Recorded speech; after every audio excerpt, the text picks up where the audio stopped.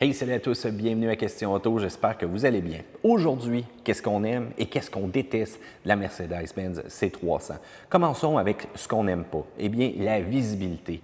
Un coupé, la vitre arrière, manœuvre de reculons, c'est un peu compliqué, voire même des fois qui se trouve dans notre miroir le soir, c'est pas très idéal. Même chose aussi pour les angles morts. Vous savez le genre de truc qu'il faut faire quand on change de voie, là? Eh bien, souvent, c'est obstrué par le pilier et merci au fameux système de surveillance d'angle mort qui va probablement, vous aussi, vous sauver la vie quelquefois avant de commencer une manœuvre de déplacement. L'autre chose aussi, c'est qu'il n'y a pas de déverrouillage des portières. Lorsqu'on s'approche de celle-ci, la clé dans les poches, il n'y a rien qui se passe. Quoi? C'est un char de performance de luxe, un coupé de luxe. Donc, pourquoi qu'avec tout cet équipement-là, ce prix-là, je n'aurais pas au moins cette fonction-là de base qu'on retrouve sur certaines voitures bas de gamme? Bonne question. Deuxième chose, caméra de recul, c'est pas un équipement standard. Quoi?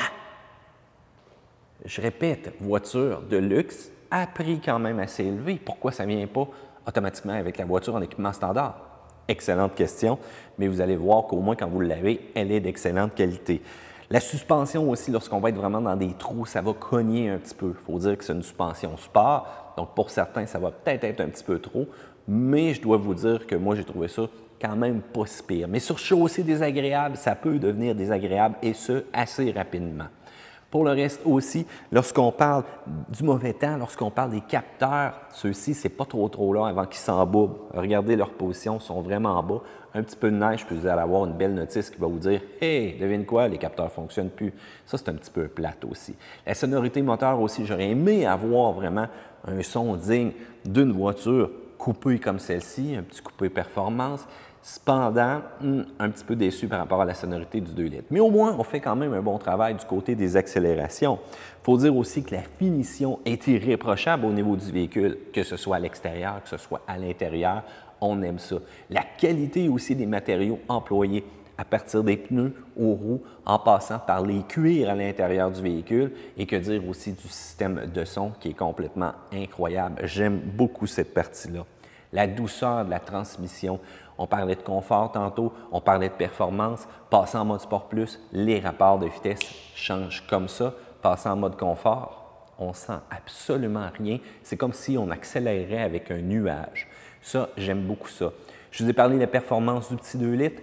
241 forces, on peut penser que c'est juste, mais on ressent en plus 270 forces, 275 forces à l'intérieur du véhicule, mais il faut dire que c'est en grande partie à cause de la transmission, cette vitesse. Je l'adore. Le système 4MATIC aussi se défend très bien en conditions hivernales ou voire même en conditions sportives dans les virages. Ça en fait une bagnole qui est vraiment intéressante à conduire. J'aime beaucoup ça. La note de maths, un A+.